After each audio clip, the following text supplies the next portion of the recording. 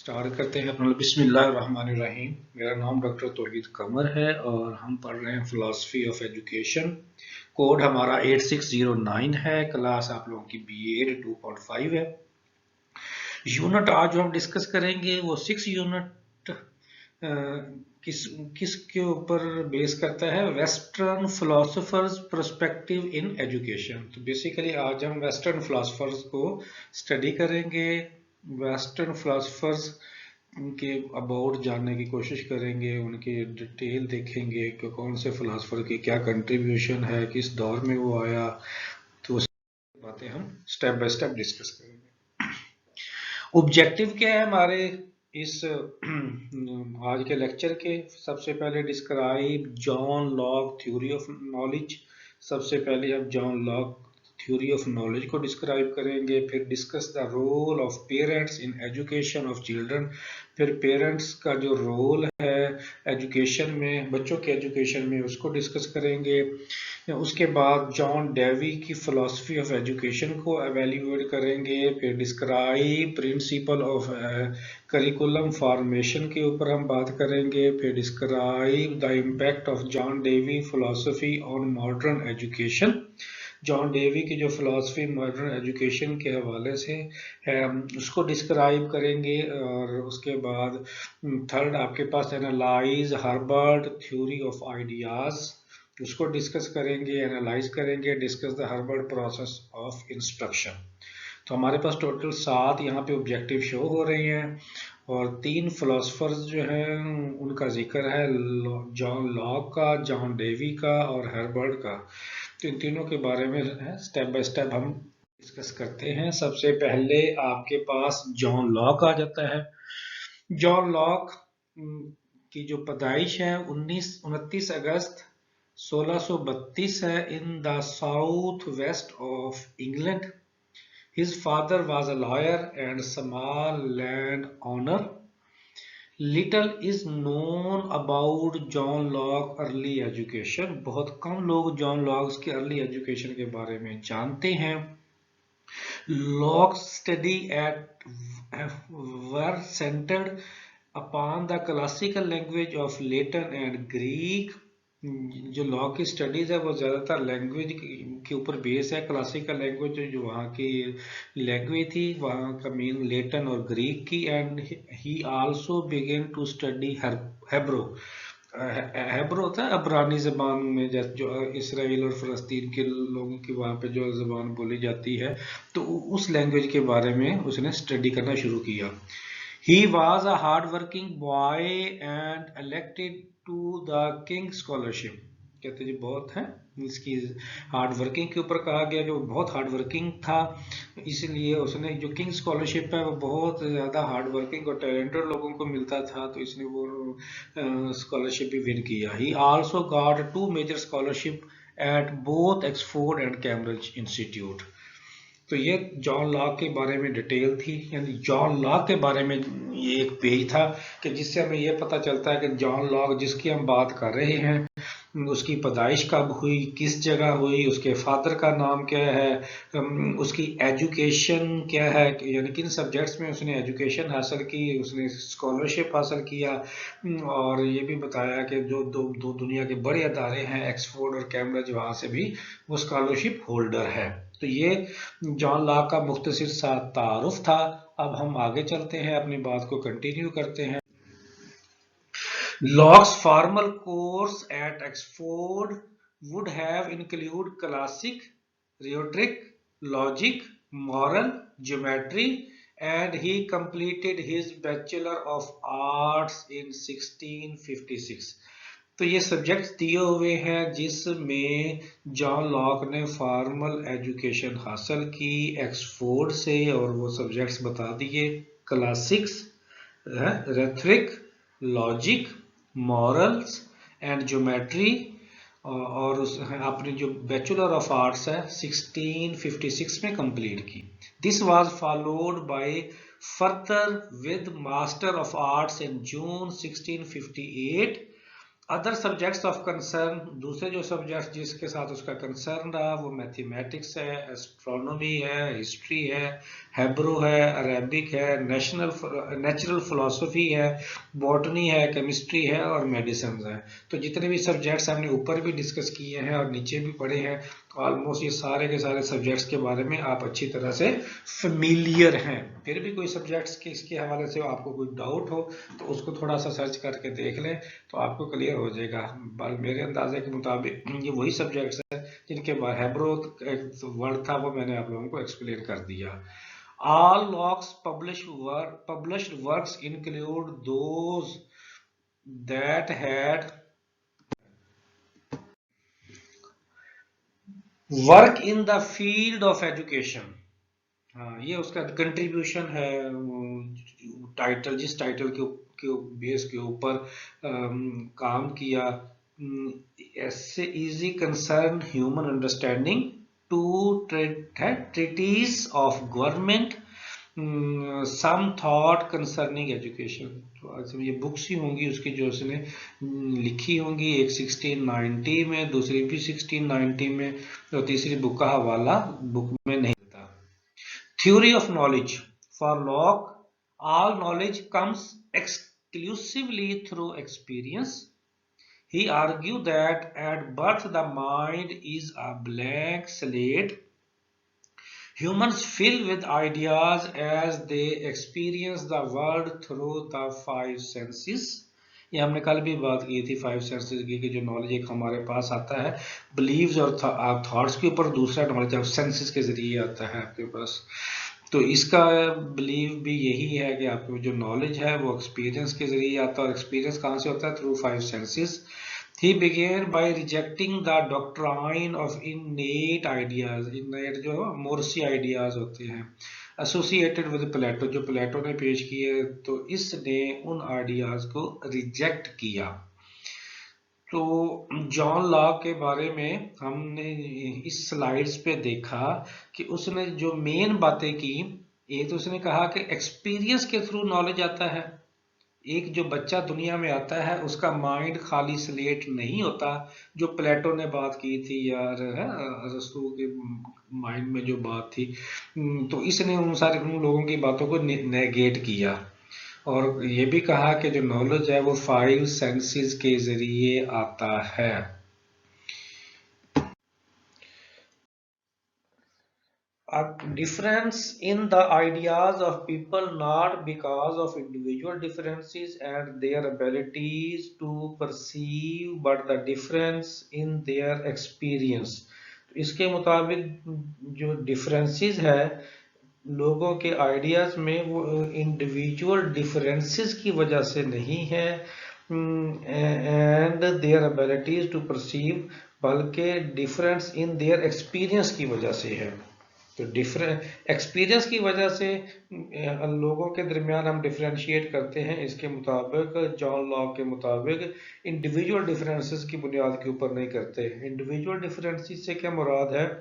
Individual differences से मुराद ये है कि दुनिया में 7 अरब से ज्यादा दुनिया है और हर इंसान का अपना वजूद है, अपनी एक इंफरादियत है, अपने वो पहचान रखता है, और वो अपने वजूद को मनवाता है, शो करता है।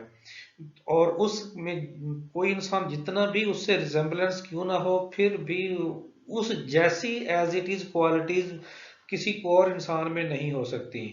तो कुछ चीजें जो है वो उसमें दूसरे के हिसाब से मिलती जुलती होंगी, और बहुत सारी चीजें उसकी दूसरे के हिसाब से डिफरेंट होंगी। तो इसको हम इंडिविजुअल डिफरेंसेस कहते हैं, और वो हर तमाम इंसानों के दरमियान आपस में पाए जाते हैं। तो एक ही जगह पे इकट्ठे रहने वाले लोग जो हैं उनके फिजिकली भी, मेंटली भी, इमोशनली भी, सोशली भी आप देखेंगे कि लोग एक दूसरे से इंडिविजुअलाइज डिफरेंस रखते हैं। और इसी तरह से वो जॉन लॉक इस बात को नहीं मानता कि जो डिफरेंस है वो इंडिविजुअल डिफरेंसेस की बेस पे हम लोगों के दरमियान करें। वो कहता है कि एक्सपीरियंस की बेस पे हम लोगों के दरमियान डिफरेंशिएशन करते हैं। एक्सपीरियंस जो है वो अब देखें कि अब एक ही घर में अगर 4 बहन भाई रहते हैं तो एक ही इन्वायरमेंट में भी रहते हुए चारों बच्चों का जो एक्सपोजर है या एक्सपीरियंस है वो एक दूसरे से मुख्तलिफ हो रहा है। कोई किसी बात को किसी और अंदाज से देख रहा है, कोई किसी और अंदाज से देख रहा है। घर में भी आप देखें, एक पर्सन जो है वो टॉकटिव है, दूसरा खामोश है, एक झगड़ालू है, दूसरा पेशेंस वाला है, ठीक है ना। एक बच्चा जो है वो शरारती है, दूसरा जो है वो सोबर है। तो एक ही वालदैन की छत के नीचे रहने वाले बच्चे, एक ही वालदैन की तरबियत में रहने वाले बच्चे जो हैं, ये एक ही इन्वायरमेंट के अंदर रहते हुए हर किसी का जो एक्सपीरियंस है वो एक दूसरे से मुख्तलिफ होता जा रहा है। क्वेश्चन क्या है जी? The question is how then we knowledge acquire. Question ये कि फिर वो नॉलेज कैसे हासिल करते हैं। How might man come to universal agreement, कैसे है क्या लोग जो हैं वो यूनिवर्सल एग्रीमेंट करते हैं। Answer to this question in one word from experience.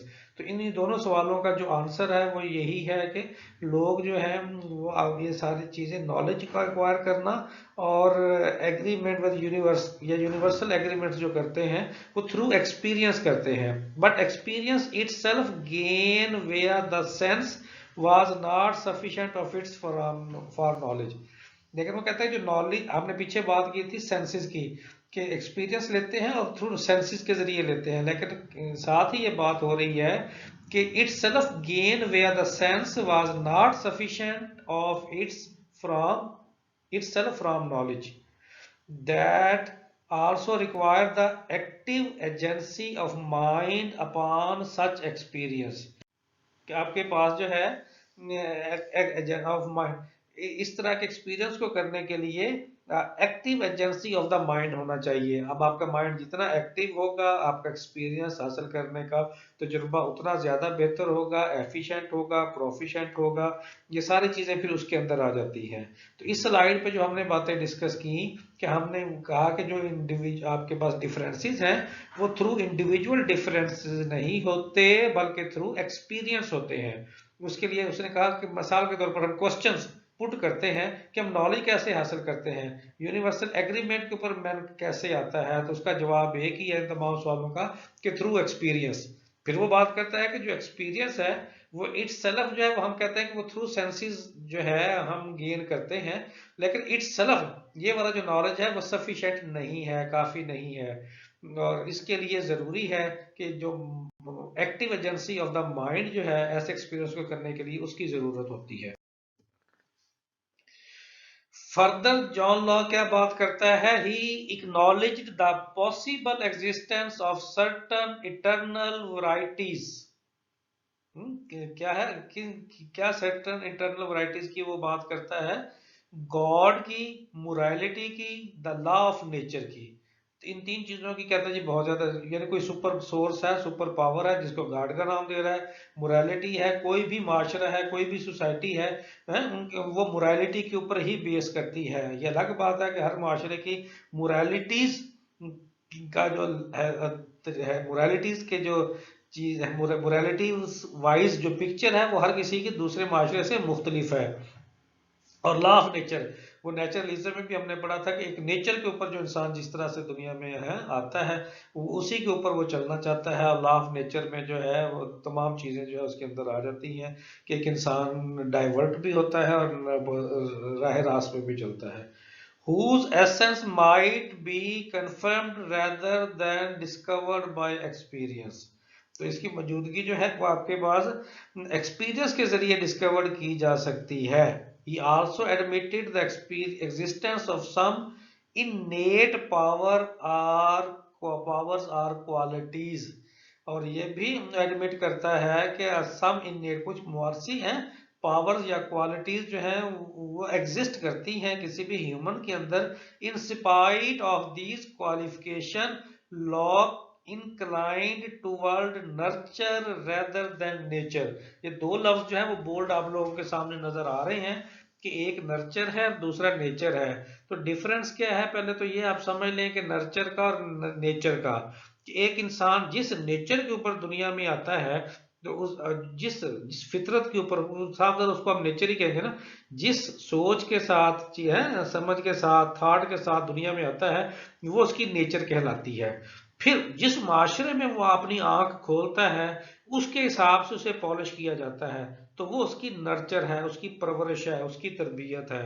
तो नर्चर जो है परवरिश या तरबियत को कहते हैं। नेचर वो उसको जंगल में भी छोड़ दें तो अपना जिस सोच के साथ, थॉट्स के साथ इंसान को अल्लाह ने भेजा है दुनिया में, वो उसी के मुताबिक ग्रो होगा, बड़ा ब्रॉड अप होगा उसका।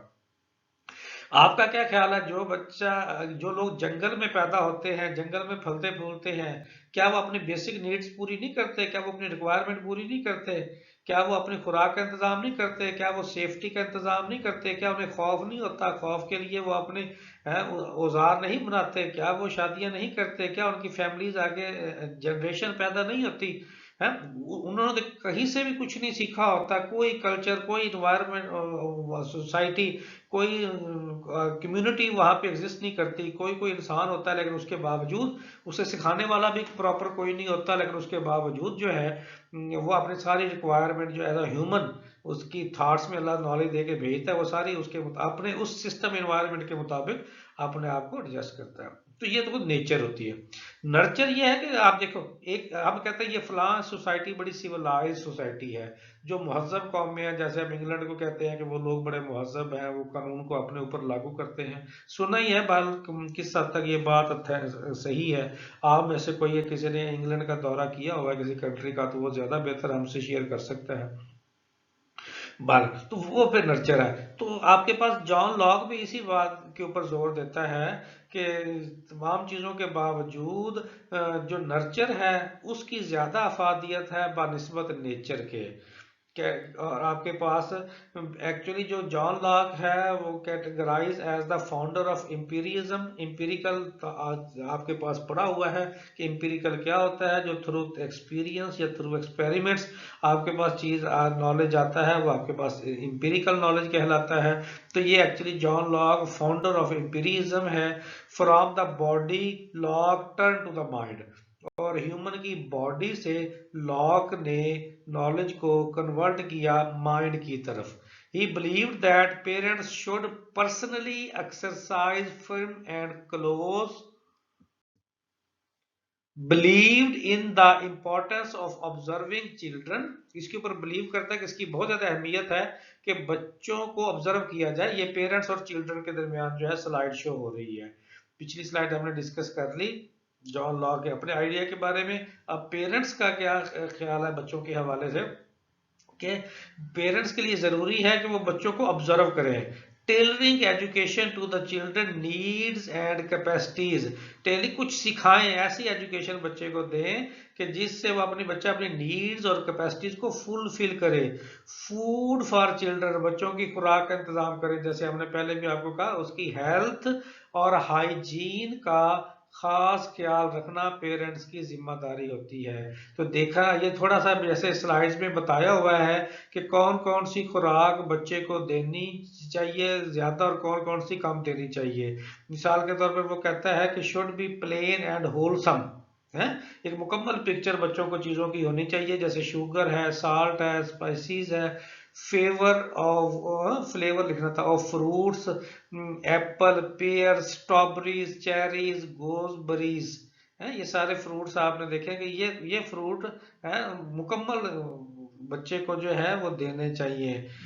और बच्चा जो है फ्रूट्स, इन फ्रूट्स को ज्यादा खाना चाहिए। कौन से फ्रूट बच्चे को कम देने चाहिए है? मिलन्स, पीच, पाम्स एंड ग्रेप्स।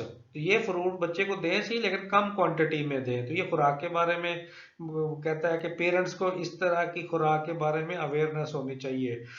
और तीसरा वो बात करता है कि जो बच्चों को कपड़े पहनाए जाते हैं should not be too tight neither for boys nor girls. जो कपड़े बच्चों को पहनाने हैं छोटे बच्चों को, वो इतने टाइट नहीं होने चाहिए कि वो बॉडी के साथ जो है चिपका हूं, ना बॉयज के ना ही गर्ल्स के। तो क्लॉथ की बात हो रही है कि कपड़े जो हैं वो ज्यादा टाइट, ये हेल्थ के हवाले से सारी बातें हैं, फैशन के हवाले से नहीं बात हो रही है या मोरालिटी के हवाले से नहीं हो रही। अब बेड जो है जिसमें बच्चे सोते हैं should not B excessively comfortable, बहुत ज्यादा आरामदेह नहीं होने चाहिए कि बच्चा जो है वो ज्यादा जल्दी कोशिश करे कि मैं बेड पे चला जाऊं। Meal time not necessarily regular, जो बच्चे का खाने का टाइम है वो फिक्स नहीं होना चाहिए। जैसे ही बच्चे को थोड़ी थोड़ी भूख लगती रहे बच्चे को खाते रहना चाहिए। और मैंने डॉक्टर से पूछा था कि बच्चे को कितना टाइम खिलाना चाहिए, हम तो 2 टाइम खिलाते हैं या 3 टाइम खिलाते हैं। तो वो कहता था कम से कम दिन में 18 दफा, कम से कम दिन में 18 दफा बच्चे को खाना खिलाएं। अब आप खुद इमेजिन करें कि माँ का रुतबा क्यों इतना ज्यादा है, सर्विसेज पे ज्यादा है। ये थोड़ा है कि बस वो औरत है, वो उसने बच्चा पैदा किया, वो माँ बन गई इसलिए उसका रुतबा है। क्योंकि बच्चे को पालना और उसे फुल अटेंशन देना बहुत ही ज्यादा सर्विसेज वाला जो है और पेइंग अटेंशन वाला काम है। तो आजकल की जो वर्किंग लेडी है, वर्किंग जिसके पास टाइम ही नहीं है बच्चे को अटेंशन करने के लिए, फैमिली मजबूरियां, फिनांस की मजबूरियां, तो वो खुद देखें कि वो बच्चे को क्या सर्विसेज आज की औरत जो है वो प्रोवाइड कर सकती होगी। अब जब बच्चे ने वक्फे वक्फे से खाते रहना है तो खुद तो नहीं ना खाना, उसे खिलाने की आदत डालनी पड़ेगी। और वो खाने खिलाने की आदत औरत ने डालनी होती है, क्योंकि कुछ काम, कुछ कुछ नेचर के तौर पर जो है औरत दुनिया में अपना मिजाज लेकर आई है, कुछ कामों के हवाले से मेल अपना मिजाज लेकर आया हुआ है। तो बहरहाल ये पेरेंट्स की जिम्मेदारी है कि बच्चे का जो मील टाइम है वो जैसे बच्चे को थोड़ी थोड़ी भूख लगती रहे उसको मील प्रोवाइड करते रहना चाहिए। Advised parent and tutor to study their children and to note their disposition and dislikes. Parents और ट्यूटर हैं तो को ये चाहिए या ये एडवाइस करनी चाहिए कि वो दोनों बच्चे को स्टडी करते रहें और नोट करते रहें कि वो बच्चे की क्या डिस्पोजिशंस हैं, डिस्पोजिशन का मतलब क्या स्किल्स हैं एंड क्या क्या डिसलाइक्स हैं, यानी लाइक्स और डिसलाइक्स का पता होना चाहिए, वो चीजें नोट करते रहना चाहिए। और जो डिसलाइक्स हैं बच्चे की, अगर तो वो ठीक है तो ठीक है, अगर वो नहीं होनी चाहिए तो फिर उसके ऊपर काम करना चाहिए। जैसे बहुत सारी चीजें बच्चे नहीं खाते, डिसलाइक करते हैं, मुंह में भी डालो तो बाहर निकाल देते हैं।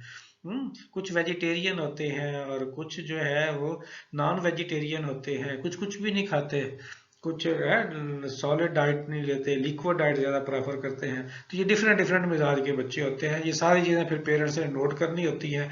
फिर बच्चे की प्रोटीन भी पूरी करनी, मिनरल भी पूरे करने, कार्बोहाइड्रेट भी पूरी करनी, ये सारी चीजें जो है, विटामिन भी जो है वो पूरे करने बच्चे को, ये सारी डाइट का ख्याल रखना पेरेंट्स और टीचर दोनों की जिम्मेदारी होती है।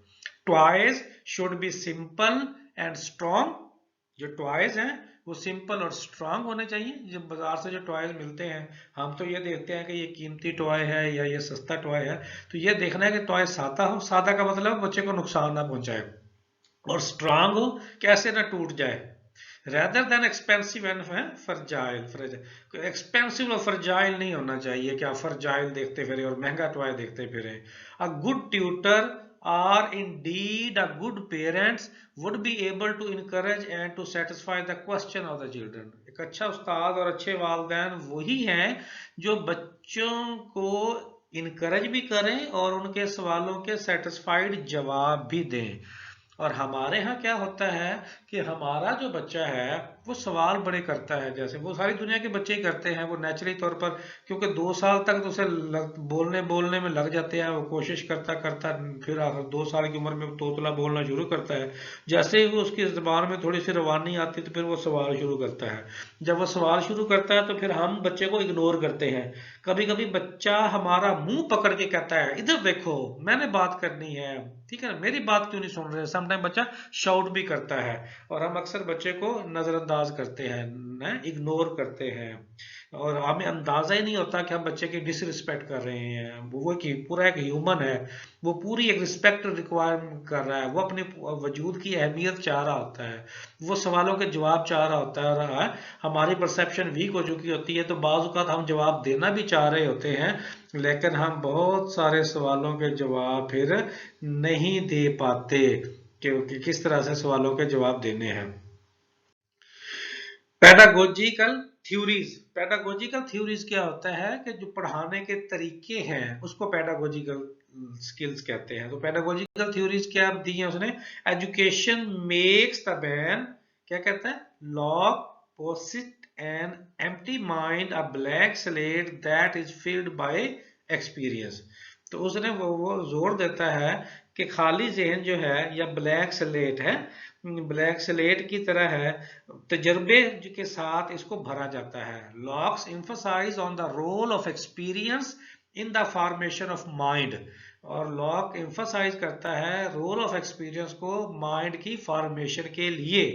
His concern with false association of ideas has led that one to passive rather than active nourishment of mind।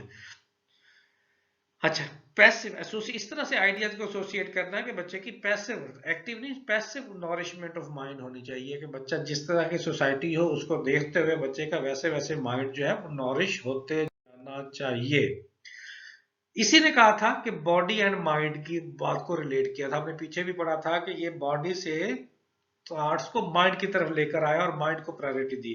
Locks advise parents to carefully nurture, क्योंकि पहले भी मैंने कहा कि वो नेचर की बात नहीं करता, नर्चर की बात करता है, their children's physical habits before pursuing their academic education.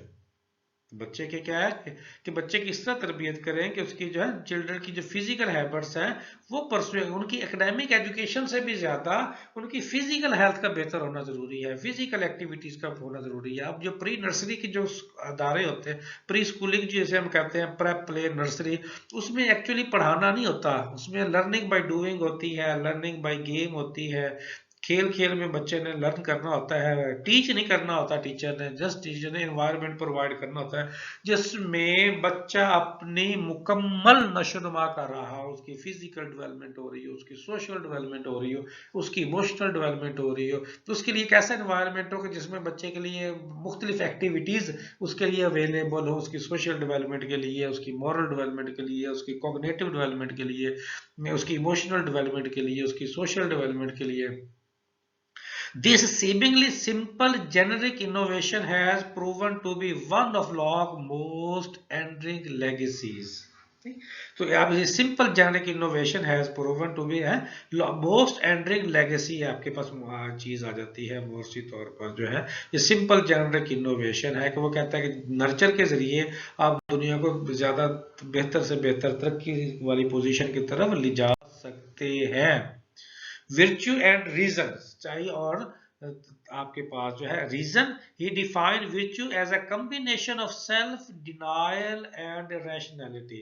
Self denial और रैशनैलिटी का कॉम्बिनेशन है, that a man is able to deny himself his own desire, cross his own inclination and purely follow what reason direct as best। और वो कहता है कि जो man है वो डिनाई करता है अपनी है हिमसेल्फ, अपनी डिजायर्स को है और रीजंस को डायरेक्टली ओन करता है और उसी के ऊपर आगे चलता है। Thought that appetite learn to the other way, और दूसरे तरीके से सीखने की कोशिश करता है। Locke was convinced that children could reason early in life and that parents should address them as reasoning being। और लॉक इस बात पे कन्विंस्ड है कि बच्चे जो है कुड रीजनली शुरू में ही रीजंस को पिक करते हैं इन लाइफ, और पेरेंट्स को चाहिए कि बच्चे की रीजनिंग को एड्रेस करें। हम बच्चे को खामोश करा देते हैं, बच्चा सवाल करता है, बच्चे कहते चुप कर जाओ, फिर वो सवाल करता है, फिर हम उसे शाउट करते हैं, उसे फिर डरा धमका के भी चुप कराना पड़े तो हम बच्चे को चुप कराते हैं कि बच्चा हमें डिस्टर्ब कर रहा है, बच्चा ओवर हो रहा है। और ये हम सब भी करते हैं, जितने भी हम लेक्चर देते रहे, भाषण देते रहे, कुछ भी करते रहे, एक्चुअली हमें इतना पेशेंस नहीं होता, जब बच्चों की बारी आती है तो हमारा पेशेंस लूज हो ही जाता है। एकेडमिक करिकुलम कैसा होना चाहिए है लॉ के मुताबिक, education is about instilling virtue and what western educator would now call critical thinking skill। Critical thinking subject भी है आप लोगों का, और क्रिटिकल थिंकिंग पहली सीढ़ी है कि एक बच्चे की, जो दुनिया में बच्चा आता है वो क्रिटिकल थिंकिंग साथ लेकर दुनिया में आता है। तो जॉन लॉक भी यही बात करता है कि क्रिटिकल थिंकिंग की जो स्किल है वो बच्चे के अंदर इंस्टॉल करनी चाहिए, वो बच्चे के अंदर डालनी चाहिए। अगर जैसे वो होती है तो उसको पॉलिश करना चाहिए, उसको इम्प्रूव करना चाहिए। John Locke maintain that parents or teacher must first teach children how to learn and enjoy learning. ये पेरेंट्स और टीचर दोनों की जिम्मेदारी है कि कैसे सीखना है और फिर उसके बाद जो है लर्निंग को इंजॉय कर करके सीखना है। इस तरह की हैबिट अगर डेवलप कर देते हैं तो फिर बच्चा खुशी खुशी पढ़ता रहेगा। Locks करिकुला recommendation reflect that the break from scholastic humanism and the emergence of a new kind of education. One emphasizing not only science but also practical professional training. तो ये सारी बातें आ गई, ह्यूमनिज्म की बात की है उसने, प्रैक्टिकल प्रोफेशनल ट्रेनिंग की बात की है। तो ये सब ज़्यादा बाकी लोग भी इसी तरह की ही आपको बातें करते हो, क्योंकि कुछ चीज़ें तो आप सारे लोगों की तरह मिलती जुलती होनी है। ह्यूमनिस्टिक अप्रोच जो है वो हर सारी दुनिया के लोग ही ऊपर ऊपर से कहते हैं कि खास एजुकेशनिस्ट तो सारे यही कहते हैं कि इंसानियत सबसे पहले है। और हमने पहले भी बात की कि ट्रेनिंग हर बच्चे की, जो हर बड़े की भी वक्त के साथ साथ होनी चाहिए। जैसे जैसे स्किल आती जाती है फिर उसको पॉलिश भी होते रहना चाहिए। फिलॉसफी क्या है जॉन लॉक की इस नजरिए के पीछे? Locke examine the nature of the human mind and the process by which it knows the world. तो वो कहता है कि आपके पास जो जिस तरीकेकार से, जिस प्रोसेस के जरिए एक बच्चा जो है वो दुनिया को जानता है nature of the human mind, ये एक ह्यूमन उसको एग्जामिन करना। जॉन लॉक ने उसको John Locke examine the nature of the human mind, उसको एग्जामिन किया कि किस तरीकेकार से बच्चा दुनिया को जानता है। जैसे मैंने आपको जंगल की मिसाल दी कि बच्चे को वहां भी छोड़ है जहां कोई रूल्स नहीं है, रेगुलेशन नहीं है, कानून नहीं है, अखलाकियात नहीं है, कुछ भी नहीं है, फिर भी वहां पे रह के वो कुछ ना कुछ अपने सारे रूल्स रेगुलेशन चीजें तय करेगा कि कुछ इंसान है तो उनके साथ कैसे चलना है, जानदार है तो उनके साथ कैसे इंटरेक्शन होना है, किन से बचना है, किन के साथ दोस्ती करनी है किन को पालना है, किन से खुराक मैंने लेनी है और किन की मैं खुराक बन सकता हूँ। ये सारी बातें उसको अल्लाह ने उसको दे देनी होती है। कभी आप देखें अफ्रीकन कंट्रीज की डॉक्यूमेंट्री या छोटे छोटे क्लिप्स देखें तो वो कैसे छोटे छोटे लकड़ी के औजारों से ही, हालांकि लोहा नहीं होता कुछ नहीं होता, तो वो गड़ा खोद लेते हैं, उसके अंदर सेफ्टी के लिए घर सा छोटा सा कमरा भी बना लेते हैं, ऊपर कैमोफ्लेज भी कर लेते हैं। तो ये सारी चीजें खुद से उनके दिमाग में आती हैं और अपने सर्वाइवल के लिए स्ट्रगल करते हैं। तो इंसान इन एटीट्यूड ये होता है कि सेल्फ लर्निंग इसी को कहते हैं कि अपने ही थॉट से वो सीखता है और सरवाइव करने की कोशिश करता है। सरवाइव करेगा तो दुनिया में रह पाएगा ना, जब सरवाइव नहीं करेगा तो दुनिया में बहुत वो ऐसे सोर्सेज हैं जो इसको खा जाएंगे, निकल जाएंगे, खत्म कर देंगे।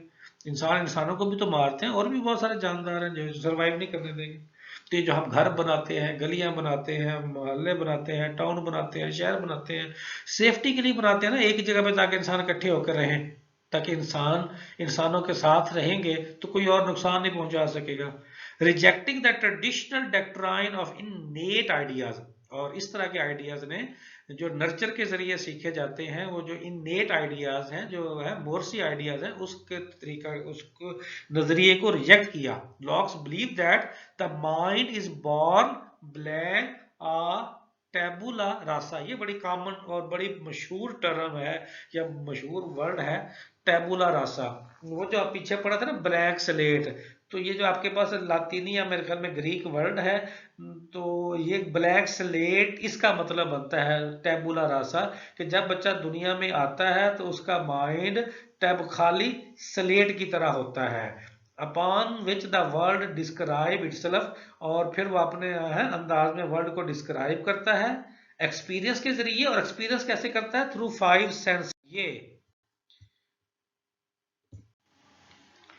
प्रायोरिटीज इन एजुकेशन के बाद हम बात करते हैं नेक्स्ट फिलोसफर की, और ये बहुत ही पॉपुलर फिलोसफर है, इसको हम पहले भी इसके बारे में पढ़ चुके हैं।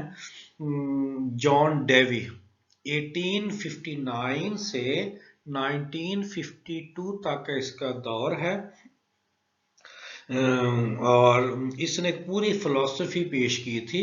उस फिलॉसफी को हमने पढ़ा था।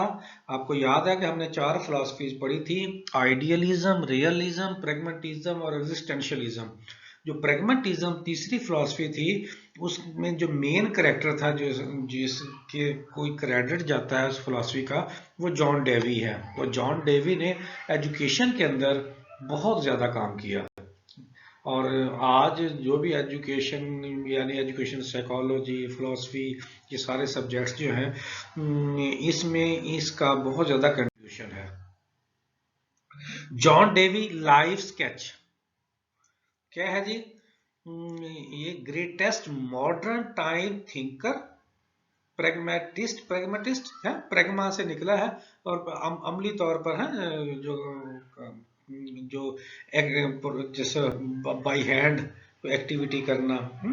born on October 20, 1859 in Vermont, USA, has greatly influenced practice of education, chairman of Department of Philosophy and Pedagogy in University of Chicago, established first major educational laboratory school in 1896, visited countries like India, China, Turkey, Russia, Japan।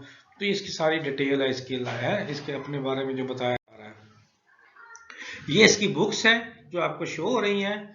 Individualism old and new, दूसरी book आपको नजर आ रही होगी ऊपर blue colour की, democracy and education, और तीसरी reconstructions इन philosophy, और फोर्थ बुक आपके पास जॉन डेवी की the school and society.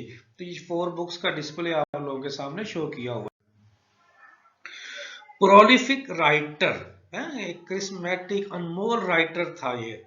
My pedagogic Greek creed, school and society, the school and child, how we think, interest and efforts in education, school of tomorrow, democracy and education। तो ये भी सारे title है जिसका writer John Dewey है। Philosophy of John Dewey, क्या थी philosophy John Dewey की? नो इटर्नल वैल्यूज, कोई भी इटर्नल वैल्यू नहीं है। Truth is that which work, असल सच्चाई ही है जो काम करती है। Experience is the core of philosophy, जो एक्सपीरियंस है वो इसकी फिलॉसफी की एक मेन हैसियत या रीढ़ की हड्डी की हैसियत रखता है। Thoughts and actions are complementary, everything is provisional. जो थॉट्स एंड एक्शन जो है वो कहते कंप्लीमेंट्री है, हर चीज जो है वो प्रोविजनल है। फेथ इज डेमोक्रेसी इन वो डेमोक्रेसी का बहुत ज्यादा जो है वो फेवर करने वाला इंसान था, तो वो कहता है faith is democracy. Relationship between individual and society, इसके ऊपर वो कहता है रिलेशनशिप होना चाहिए। एक्सपेरिमेंटलिज्म, इंस्ट्रूमेंटलिज्म, यूटिलिटेरिज्म, ये सारी तीनों फिलॉसफीज हैं जिसपे इसका कंट्रीब्यूशन है। एजुकेशन कहता कैसी होनी चाहिए? Education is the development of all those capacities in the individual which will enable him to control his environment and fulfill his possibilities। क्या कहते हैं? एजुकेशन डेवलपमेंट है वो सारे कैपेसिटीज की किसी भी इंडिविजुअल में है जो के कंट्रोल है, जो है अनेबल हिम टू कंट्रोल, जो उसको कंट्रोल करती है his environment and fulfil his possibility, और उसको ज्यादा से ज्यादा पॉसिबल इन्वायरमेंट प्रोवाइड करती है। एम ऑफ एजुकेशन क्या है? क्रिएशन ऑफ वैल्यूज, के वैल्यूज को क्रिएट करना। मैक्सिमम ग्रोथ, ग्रोथ का मतलब जैसे है कितनी बढ़ोतरी हो सकती है वक्त के साथ साथ, वो मैक्सिमम रहनी चाहिए। Harmonious development of the individual, तो जो इंडिविजुअल्स की जो डेवलपमेंट है वो हारमोनियस होनी चाहिए। सोशल एफिशिएंसी होनी चाहिए। रिच प्रेजेंट लाइफ, और प्रेजेंट लाइफ रिच का मतलब है कि प्लेजेंट होनी चाहिए, खुशगवार होनी चाहिए, सेटिस्फैक्टरी होनी चाहिए। Functions of element education, education is the process of growth. Education का मतलब ही यही है कि मुसलसल ग्रोथ हो रही है, तो इसका मतलब एजुकेशन हो रही है। Education is life and life is education. Education life है और लाइफ एजुकेशन है। उसने यानी लाजम मलजूम कर दिए कि जो जिंदगी को सही तरह से जानना है, समझना और गुजारना है, तो उसके लिए एजुकेशन जरूरी है, ठीक है ना। और एजुकेशन जो है उससे उसमें जिंदगी है। Education leads toward society efficiency, social efficiency. जितनी एजुकेशन अच्छी होगी उतनी सोसाइटी की सोशल एफिशिएंसी जो है वो ज्यादा बेहतर होगी। ये अंडरस्टूड सी बात है। वो जो सोसाइटी, वो माशरा, वो कंट्री वो ज्यादा ग्रूम करेगा, ज्यादा एडवांस होगा, ज्यादा आगे जाएगा। अब देखें जैसे जापान की बात है कि वो इंसान, वो लोग जो है अब रोबोटिक टेक्नोलॉजी के ऊपर काम, बाकी सारी दुनिया कोई मोबाइल, कोई किधर, कोई किस चीज़ों के ऊपर काम कर रही है और कैसे कैसे है कि, लेकिन वो चुप करके रोबोटिक टेक्नोलॉजी के ऊपर काम किए जा रहा है। और अगले 10 15 20 सालों के बाद उसने दुनिया में इन चीज़ों को लॉन्च कर देना और दुनिया का नक्शा बदल के रख देना है। और हमारे जैसे मुल्कों के खजानों में पैसे ही नहीं है, तो हमारे मुल्कों में रिसर्च कहाँ से होनी, मुल्क चलाने मुश्किल हो रहे हैं, तो अदारे कहाँ से चलेंगे। वहां पे एजुकेशन का जो हाल है वो आप ज्यादा बेहतर तरीके से जो है वो समझ सकते हैं। Experience is the base of philosophy, और ये भी कहता है कि एक्सपीरियंस जो है वो फिलॉसफी की बेस है। करिकुलम कैसा होना चाहिए उसके मुताबिक, प्रिंसिपल ऑफ फ्लेक्सिबिलिटी, जैसे पीछे हमने पढ़ा था ना पहले दो थ्योरी फिलॉसफी में कि रिजिड करिकुलम होना चाहिए।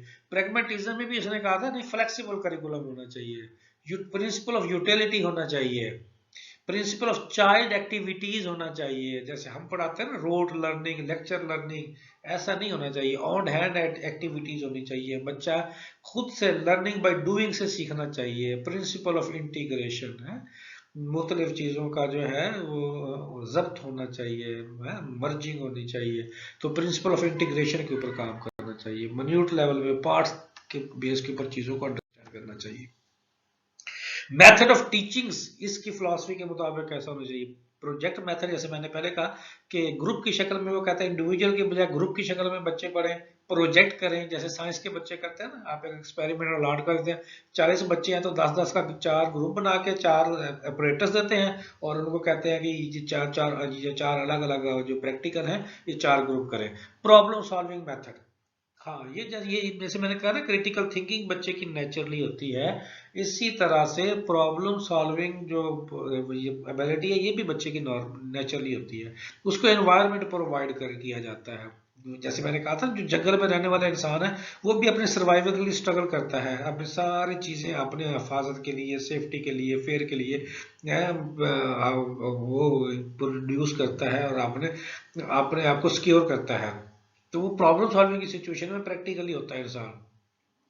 हमारे बच्चों को देखें कि हमारा एजुकेशन सिस्टम प्रॉब्लम सॉल्विंग वाली इन्वायरमेंट देता है या नहीं देता, या बस कोशिश करता है कि प्रॉब्लम वाली पोजीशन आए ही ना, ताकि प्रॉब्लम सॉल्व ही ना करना पड़े बच्चों को। एक्सपेरिमेंटल मेथड, एक्सपेरिमेंटल वो जैसे प्रोजेक्ट मेथड है, एक्सपेरिमेंटल जैसे मैंने कहा कि प्रैक्टिकल जैसे लैब के अंदर साइंस सब्जेक्ट्स के ऊपर ज्यादा फोकस है इसका। Direct experience and activity method, कि डायरेक्ट सीखना, ऑन हैंड एक्टिविटीज और तजर्बे के जरिए सीखना। डिसिप्लिन कैसा होना चाहिए, डिसिप्लिन के बारे में भी यही कहता है कि वो रिजिड डिसिप्लिन नहीं होना चाहिए, पैसिव बच्चा नहीं होना चाहिए। डिसिप्लिन भी एक हद तक ही होना चाहिए, फ्री डिसिप्लिन हो। Teacher must not be discipline conscious, teacher ज्यादा डिसिप्लिन कॉन्शियस नहीं होना चाहिए। ओ ये क्या कर दिया, ये क्यों हुए, इस तरह से क्यों बैठे हो, आवाज क्यों आपकी इस तरह से हुई है, आपने दूसरे से बात क्यों की है। इसी चक्करों में सारा दिन क्लास में टाइम नहीं जाया कर देना चाहिए। तो बच्चों को थोड़ा सा फ्री इन्वायरमेंट देना चाहिए, लगे कि बच्चा प्रोडक्टिव लर्निंग उसकी हो रही है, तो फिर डिसिप्लिन पे थोड़ा बहुत कॉम्प्रोमाइज करना चाहिए। टीचर कैसा होना चाहिए इसके मुताबिक, प्रैक्टिकल होना चाहिए। प्रैक्टिकल, प्रैक्टिकल का मतलब टीचर को स्किल होनी चाहिए, जो बच्चों ने प्रैक्टिकल करने, जहां पे वो बच्चे फंसे उलझे उनको वहां पे निकालने की पोजीशन होनी चाहिए। ऑब्जर्व बहुत अच्छा करना आना चाहिए, टीचर की ऑब्जर्वेशन बहुत अच्छी होनी चाहिए। Plan and encourage people activities, teacher को अपना काम प्लान करना चाहिए, बच्चों को काम उसको उनका प्लान करवाना चाहिए, बच्चों को इनकरेज करना चाहिए, उनकी एक्टिविटीज को इनकरेज करना चाहिए। क्योंकि टीचर ने यहाँ पे फैसिलिटेटर का रोल अदा करना है कि एक तरह से जैसे बच्चा एक ट्रैक पे चल रहा है, काम कर रहा है, अगर वो ठीक ठीक कर रहा है तो उसे बकअप करो, और जहां पे वो डी ट्रैक हो रहा है, पटड़ी से उतर रहा है, तो वहां से उसकी डायरेक्शन थोड़ी सी सीधी कर दो और वापस पटड़ी पे चढ़ा दो। उसको आगे ये नहीं करना कि तोड़ आगे घर तक नहीं छोड़ के आना, मंजिल तक नहीं छोड़ के आना, बल्कि वापस उसे अगर पटड़ी से उतर आया तो दोबारा पटड़ी पे चढ़ा दो, आगे फिर उसे खुद काम करने दो, ताकि वो प्रॉब्लम सॉल्विंग वाली पोजीशन से बाहर निकल सके। In a friend and a helper, teacher जो है वो दोस्त भी होना चाहिए और हेल्पर भी होना चाहिए। इस पे भी बड़ी बहस होती है कि टीचर को दोस्त होना चाहिए या नहीं होना चाहिए। मैं यहीं पे रोक के आपसे डिस्कस ये कर लेता हूँ, पूछ लेता हूँ आप इसके बारे में क्या कहते हैं, फिर उसके बाद आगे चलो। हम बात टीचर की कर रहे हैं और हम कह रहे हैं कि टीचर को फ्रेंड और हेल्पर होना चाहिए। Encourage democratic cooperation as well as intellectual and aesthetic development. अब इनकरेज कैसे करना है? डेमोक्रेटिक कोऑपरेशन, यानी बच्चे को अथॉरिटेटिव कोऑपरेशन नहीं देना, बच्चे की राय सुननी भी है, राय देनी भी है, और उसकी जो इंटेलेक्चुअल और एस्थेटिक डेवलपमेंट करनी है, उसकी थॉट प्रोसेस को बेहतर करना है और उसकी ब्यूटी सेंस को बेहतर करना है। Professional train and efficient, professionally बच्चे को ट्रेन भी करना है और एफिशिएंट भी बनाना है। रिसोर्सफुल एंड सिंपैथेटिक, बच्चे को रिसोर्सफुल यानी उसे अवेलेबल रिसोर्सेज को इस्तेमाल करना आता हो और सिचुएशन के मुताबिक अपनी कैफियत में ढलना भी आता। स्कूल कैसा होना चाहिए? एक्सटेंशन ऑफ स्कूल, जो स्कूल है वो सोसाइटी ही का जो है वो आग की शक्ल होनी चाहिए। अगर बच्चा स्कूल से निकले तो वो सोसाइटी का उसे पार्ट बनते हुए मुश्किल पेश ना हो। मिनिएचर ऑफ सोसाइटी, बच्चे का स्कूल सोसाइटी का मिनिएचर होना चाहिए। School as a specialised institution, और स्कूल जिस तरह की बच्चे की सलाहियतें हैं, स्कूल उसी तरह का स्पेशलाइज्ड होना चाहिए ताकि बच्चे की सलाहियतों को ज्यादा से ज्यादा निखारा जा सके। Contribution, given a progressive outlook to education, living and doing itself in education, preparation for life through life experiences, social efficiency, child-centered education, core curriculum, integrated curriculum and activity है करिकुलम। कोर करिकुलम भी हो जो बच्चे के हिसाब से हो, integrated हो जिसमें डिटेल हो, तमाम सब्जेक्ट्स की कंट्रीब्यूशन हो, और एक्टिविटी बेस्ड करिकुलम होना चाहिए। डेमोक्रेसी इन एजुकेशन, बच्चे को बहुत ज्यादा सख्ती के साथ नहीं पढ़ाना चाहिए, डेमोक्रेटिक वे में बच्चे के साथ चलना चाहिए। और एक्सपेरिमेंटल स्कूल, कि जो बच्चे को बताया जा रहा है उसकी वो तजर्बागाह भी हो।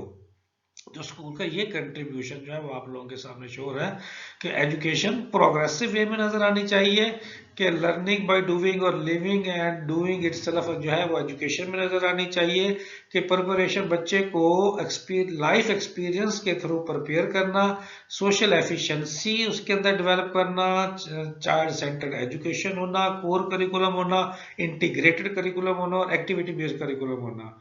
एजुकेशन में डेमोक्रेसी होनी चाहिए और बच्चे का स्कूल एक्सपेरिमेंटल के पास जो है जॉन डेवी का करना। अब हम डिस्कस करते हैं हार्वर्ड थर्ड फिलोसफर जो है उसकी क्या राय है या उसकी क्या फिलॉसफी है, उसकी फिलॉसफी को अंडरस्टैंड करने की कोशिश करते हैं। ये है फ्राइड्रिच हर्बर्ट, 4 मई 1776 से लेकर 14 अगस्त 1841 तक का इसका दौर है। जर्मन फिलोसोफर था ये, है psychologist and founder of pedagogy as an academic discipline. Psychologist था और फाउंडर ऑफ पेडागोजी। पेडागोजी जैसे मैंने आपको पहले बता दिया, वे ऑफ टीचिंग को पेडागोजी कहते हैं। एकेडमिक डिसिप्लिन में फर्स्ट टाइम इसने इंट्रोड्यूस करवाया। Early education of Herbert was accomplished by his mother, शुरू की जो एजुकेशन है वो उसने हर्बर्ट ने अपनी माँ से ही कंप्लीट की। He began to write about spiritual subject from his early child, और शुरू से उसने स्पिरिचुअल सब्जेक्ट्स को लिखना शुरू कर दिया था। For higher education, he joined the Jena University, where he was powerfully influenced by the ideology of neo-humanism. हाँ, ये वाली लाइन जो है कि जीना यूनिवर्सिटी उसने ज्वाइन की, जहाँ पे वो पावरफुली इन्फ्लुएंस्ड रहा इस बात का कि वो उसकी जो आइडियोलॉजी थी वो नियो ह्यूमनिज्म के ऊपर थी। तो नियो ह्यूमनिज्म क्या होता है कि तमाम तरह के जो लोग हैं वो तमाम एक इंसानियत की तरह है, एक ही तरह है, और वो सारे आपस में मिलके एक ज्यादा यूनिटी, ज्यादा ताकत, ज्यादा पावर शो करते हैं और ज्यादा प्रोमिनेंसी शो करते हैं। बजाय कि हम इंसानियत की भी बात करें और साथ तबकात की भी बात करें, मज़ाहिब की भी बात करें, तो वो कहते हैं कि नहीं, सब कुछ मिला के सब सारे इंसान एक ही तरह से हूँ। ऊपर वाला जो पिक्चर है वो सबकी एक ही तरह की, नीचे वो जो इंसान जैसे रहना चाहता रहे, और एक ही तरह का जो है सारे लोगों के मिल के रहने की जो पिक्चर है इंसानियत की, वो न्यू ह्यूमनिज्म कहलाती है।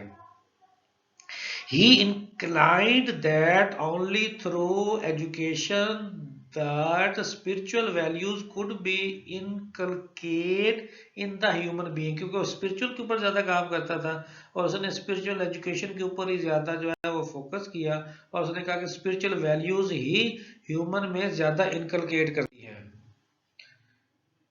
Herbert's theory of ideas क्या है? Man has certain mental sensation if he confronts certain objects. कि इंसान के बारे में बताता है कि सेंसेशंस, कि उसकी खास तरह की जो है वो मेंटल सेंसेशन होती है। जिस तरह के ऑब्जेक्ट, सर्टन टाइप ऑब्जेक्ट उसके सामने होता है, he becomes conscious of them and act in the most appropriate way toward them। और उसकी जो कॉन्शियसनेस के ऊपर बात करता है, he became consciousness of them, और उन चीज़ों के हवाले से वो ज़्यादा कॉन्शियसनेस होता है और एक्ट करता है मोस्ट अप्रोप्रिएट वे। उस जो चीज़ उसके सामने होती है उसको उसके हिसाब से ही करने की कोशिश करता है, उसको मोस्ट अप्रोप्रिएट कहते हैं। These simple element of consciousness are ideas, और इन सिंपल एलिमेंट ऑफ कॉन्शियसनेस को आइडियाज का नाम देता है। When man resist in face of destructive forces, ideas take root in his mind. कि जब जो है मैं रेजिस्ट कर, कुछ भी गलत कुछ ताकत उसके सामने हो रही हो, तो वो आइडिया उसके माइंड में जो बातें आती हैं वो उसके रेजिस्टेंस की तरफ आती हैं, कि उसका जो आइडिया है वो डिस्ट्रक्टिव चीज़ों को पसंद नहीं करता। उसका कोशिश ये होती है कि जो डिस्ट्रक्टिव चीज़ें हैं वो एग्जिस्ट ना करें, है वो रेजिस्ट करता है डिस्ट्रक्टिव चीज़ों के हवाले से। These ideas do not disappear easily, लेकिन ये आइडियाज इतनी जल्दी डिसअपियर नहीं होते, स्ट्रगल करनी पड़ती है upper most in the consciousness, क्योंकि बीइंग ज्यादातर तो ह्यूमन का जो मिजाज है वो तो उन्हीं चीज़ों की तरफ ज्यादा रहता है, और जो नेगेटिव पाथ होता है उसमें अट्रैक्शन बहुत होती है चीज़ों में, उसको वापस पॉजिटिव पाथ की तरफ लेकर आने के लिए चीज़ों को कलरफुल और प्लेजेंट बनाना पड़ता है, तब इंसान डाइवर्ट होता है, पूरा एक इन्वायरमेंट क्रिएट करना पड़ता है उस बच्चे के लिए। All communication of new knowledge should be development of previous knowledge. जो भी आप न्यू नॉलेज बच्चे को कम्युनिकेट कर रहे हैं वो एक्चुअली कड़ी है प्रीवियस नॉलेज की। ये बात लेकर अगर चलेंगे तो बच्चा ज्यादा बेहतर तरीके से अंडरस्टैंड कर पाएगा। हैबर्ट के मुताबिक आइडियाज को उसने 3 हिस्सों में डिवाइड किया। एक आपके पास सिमिलर, दूसरा डिस्पैरेट और तीसरा कंट्रेरी। सिमिलर सेम एक जैसा, डिस्पैरेट मुख्तलिफ, और कंट्रेरी मुतजाद। ये तीन ही तरह का इंसान का आइडिया होता है, या एक जैसा होता है, पहले जैसा होता है, या पहले से मुख्तलिफ होता है, या मुख्तलिफ का मतलब मुतजाद नहीं होता है, सिर्फ मुख्तलिफ होता है, और मुतजाद का मतलब उल्ट होता है। Each new idea is accepted, modified और reject according to its being similar, dissimilar और कंट्रेरी। कोई भी हर एक नया आइडिया जो है एक्सेप्ट हो सकता है, या मॉडिफाई हो सकता है, या रिजेक्ट भी हो सकता है। किस बेस के ऊपर? सिमिलैरिटी के ऊपर, डिसिमिलैरिटी के ऊपर या कंट्रेरी बेस के ऊपर। इन तीनों में से किसी एक बात को हम इंप्लीमेंट करेंगे। The fate of every new idea depend upon the harmony और conflict with the previous existing idea. हर न्यू आइडिया जो है, जो भी फेट से आ रहा है, अपॉन द हार्मनी, चाहे वो हार्मनी की बेस पे हो, भाईचारे की बुनियाद के ऊपर हो, या कन्फ्लिक्ट इख्तलाफ की बुनियाद पर हो, वो प्रीवियस एग्जिस्टिंग आपके पास जो आइडिया है उसके ऊपर बेस करता है। This mental phenomena goes on whether whenever something is present in our consciousness. जो मेंटल फिनोमिना है वो ये कहता है कि जो आपका जो कॉन्शियसनेस है, कुछ है जो प्रेजेंट करता है आपके कॉन्शियसनेस को। द एक्सेप्टिंग, वो आप जो भी चीज प्रेजेंट हो रही है वो एक्सेप्टिंग हो सकती है, रिजेक्टिंग हो सकती है, मॉडिफाइंग ऑफ आइडिया हो सकती है। In our mind is called apperception. तो इसको आप क्या नाम देते हैं? इस तरह का जो भी आइडिया आपका एग्जिस्ट कर रहा होता है उस माइंड में, उसे एप्रिसेप्शन का नाम देते हैं। अब ये आपके पास है, दो चीजें आ रही हैं, अब्जॉर्प्शन एंड असेमिलेशन। अब्जॉर्प्शन का मतलब अब्जॉर्ब करना किसी भी सिचुएशन को, किसी भी कैफियत को, और असेमिलेशन जो जो चीजें अब्जॉर्ब हो रही हैं, ठीक है ना, अडॉप्ट हो रही हैं, किसी दूसरी चीजों को देखकर उसको आप असेमिलेट कर रहे होते हैं, किसी से मिलता जुलता हुआ कुछ भी आप करते जा रहे होते हैं, तो उस प्रोसेस को असेमिलेशन का नाम देते हैं। फॉर्मल स्टेप्स ऑफ, फिर इसकी वजाहत भी आगे बहुत ही देता है, formal steps of Herbart, absorption into clearness and association. कुछ भी आप ऑब्जॉर्व करेंगे, वजाहत देखेंगे, चीजों को समझेंगे, अंडरस्टैंड करेंगे, उसकी क्लियरनेस आएगी और उसकी एसोसिएशन होगी। असेमिलेशन इनटू सिस्टम एंड मेथड, फिर आप क्या करते हैं? असेमिलेशन करते हैं। देखते हैं प्रीवियस असेमिलेशन में आप ये भी देखते हैं कि जो प्रीवियस नॉलेज एग्जिस्ट करता है उसकी बेस के ऊपर जो नया नॉलेज आ रहा है वो आपके पास सिमिलर है, डिसपेरेट है या कंट्रेरी है। हेबर्ट साइकोलॉजी ऑफ एजुकेशन, क्योंकि ये साइकोलॉजिस्ट था बहुत बड़ा, तो इसके इस हमने बजाय एजुकेशन का वर्ड यूज किया, साइकोलॉजी ऑफ एजुकेशन का वर्ड यूज कर लिया। First person who combined ethics with psychology, ये पहला पर्सन था जिसने एथिक्स को साइकोलॉजी के साथ कंबाइन किया and gave rise a new educational science, और नई एजुकेशनल साइंस की बुनियाद रखी। With the help of ethics he formulate the aim of education, और एथिक्स की बुनियाद के ऊपर एम ऑफ एजुकेशन तय किए। मैंने जैसे आप लोगों को पहले भी कहा था, एम बहुत ब्रॉडर टर्म है और वही तय होते हैं कि एजुकेशन का मतलब ये है आपकी सोसाइटी, आपका कंट्री, आपकी कम्युनिटी किस सोच के साथ दुनिया में चलेगी। With the end of philosophy, philosophy की इड के साथ ही laid stress upon the method of teaching, तो फिर वो कहता है कि वो उसी तरह के मेथड ऑफ टीचिंग के ऊपर स्ट्रेस करता है। Mind is made up of 3 part, कहता है कि माइंड के भी उसने 3 हिस्से किए, नोइंग, फीलिंग, विलिंग, जानना, एहसास रखना, और उस जो भी जाना है उसके लिए विलिंग होना। फीलिंग, नोइंग का मतलब तो सादा ही आप जानते हैं, फीलिंग जो है ये मोस्ट पर्सनल और मोस्ट कॉम्प्लिकेटेड सा जो है वो फैक्टर है। और फीलिंग्स या इमोशनल स्टेबिलिटी जो है वो बहुत ज्यादा मैटर करती है। इसने भी इसी के ऊपर बात की, याद उसकी डिटेल नहीं है, बहरहाल आप अडल्ट हैं, मेच्योर हैं, समझदार हैं और समझ सकते हैं कि हमें जो फीलिंग्स या इमोशनल स्टेबिलिटी वाइज जो है हम किस हद तक एग्जिस्ट करते हैं। जितना स्टेबल होंगे उतना हम चीज़ों के हवाले से ज़्यादा मेच्योर होकर चलेंगे, और मेच्योरिटी आएगी, अंडरस्टैंडिंग आएगी, चीज़ों को समझने की सलाहियत ज़्यादा बेहतर होगी, ठहराव होगा, तसलसल होगा, एक ही डायरेक्शन के ऊपर चलने की होगा, पेशेंस होगा, ये सारी चीजें आ जाएंगी। अगर अनस्टेबिलिटी होगी, अनकंट्रोल होगा, तो जल्दी ही हम एक सिचुएशन से दूसरी सिचुएशन की तरफ जाएंगे, बेचैनी की कैफियत होगी, अनहेल्दी कैफियत होगी, और प्लेजेंट मूड में नहीं होंगे, हर वक्त जो है कुछ ना कुछ शिकवे वाली पोजीशन पे रहेंगे। तो ये फिर सारी चीजें फीलिंग्स के अंदर आ जाती हैं। विलिंग उसका वैसे तो अनविलिंग भी पोर्शन होता है, अननोइंग भी होता है, बट ये पॉजिटिव साइड शो की हुई है, फीलिंग्स की भी पॉजिटिव साइड, विलिंगनेस की बात है, अनविलिंगनेस की बात नहीं हो रही। तो अगर कुछ लर्न करना है तो फिर उसके तीन पोर्शन हैं, इससे हैं नोइंग, फीलिंग्स और विलिंग। इन तीनों चीजों को मद्देनजर रख के इंसान को जो है एजुकेशन देनी चाहिए। हर्बर्ट पेडागोजिकल मेथड, हर्बर्ट के मुताबिक पेडागोजिकल मेथड, पेडागोजी पढ़ाने के तरीके, उसने क्या है कितने स्टेप, दो दो पांच स्टेप्स में डिवाइड किया हुआ है। ये नाम से ही आपको जाहिर है सबसे पहला जो है तरीका वो प्रिपरेशन है, कि जो तैयार करवाना है बच्चे को उसकी प्रिपरेशन की जाए, पहले पेपर वर्क किया जाए, प्लान किया जाए, फिर उस प्रिपेयर किए हुए मटेरियल को बच्चे के सामने प्रेजेंट किया जाए, फिर प्रेजेंटेशन करते हुए उसकी नॉलेज की एसोसिएशन की जाए प्रीवियस एग्जिस्टिंग नॉलेज के साथ, ताकि वो रिलेट करके चीज़ों को ज़्यादा अच्छा समझ सके। जब उसकी समझ आने लग जाए तो फिर उस नॉलेज को जनरलाइज करते जाए, बाकी जब दूसरी दूसरी चीज़ों के ऊपर अप्लाई करते जाए, वो बताते जाए। जब जनरलाइज हो जाएगा तो फिर उसकी एप्लीकेशन शो होगी कि फलां जगह पे इसको अप्लाई जनरलाइज किया तो इसकी एप्लीकेशन क्या आई, फलां जगह पे जनरलाइज किया तो इसकी एप्लीकेशन क्या आई, और फिर एप्लीकेशन किस हद तक बच्चा कर सकता है। तो इस तरह से पेडागोजिकल मेथड्स में उसने डिवाइड किया, preparation, presentation, association, generalisation, application.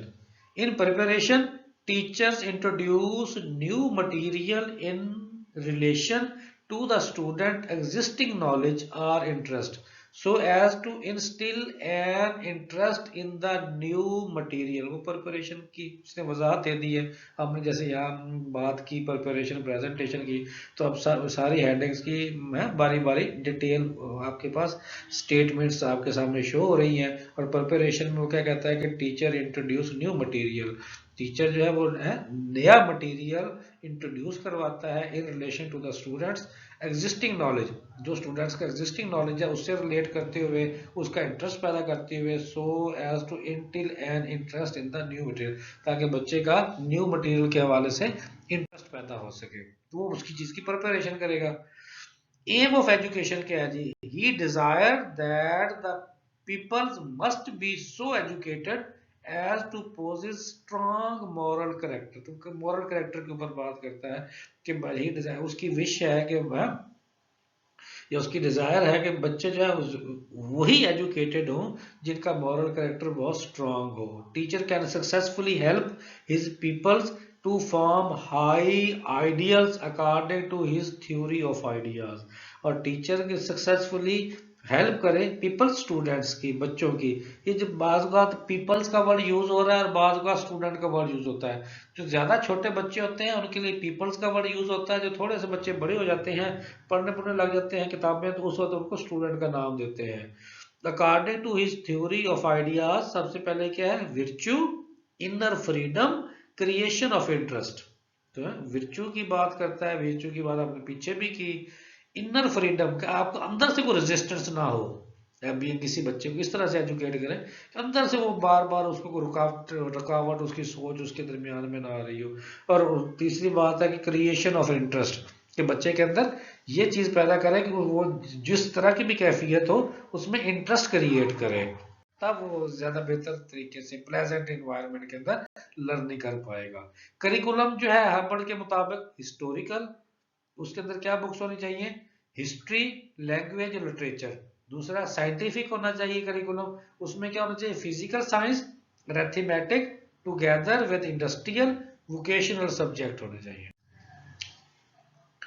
Discipline कैसा होना चाहिए, Herbart laid stress upon both freedom and discipline, यानी हर्बर्ट दोनों बातों पे स्ट्रेस देता है, फ्रीडम के ऊपर, जैसे आप लोगों ने भी यही मिली जुली हर्बर्ट वाली बात की थी कि जैसे सना ने भी कहा था कि आपके पास फ्रेंडशिप होनी चाहिए लेकिन एक हद तक होनी चाहिए। लाशारी साहब ने भी यही कहा था कि हमारे एनवायरनमेंट इस तरह का है कि हम ज्यादा बच्चों से फ्रैंक नहीं हो सकते, फ्री नहीं हो सकते हैं, उनको आखिर थोड़ा सा डिसिप्लिन के अंदर लाना होता है। तो हर्बर्ट भी यही बात करता है कि वो फ्रीडम की बात भी करता है और डिसिप्लिन की बात भी करता है। He was against harsh and rigid discipline, वो कहता है गुस्से वाला तो रिजिड सख्त डिसिप्लिन के अगेंस्ट है। In favour of freedom of child is learning, in favour of freedom of और यानी फ्रीडम इस सूरत में है कि बच्चे की लर्निंग हो रही हो, फिर फ्रीडम है। जहाँ पे लर्निंग में प्रॉब्लम आ रहा हो तो फिर वहां पे डिसिप्लिन आ जाना चाहिए।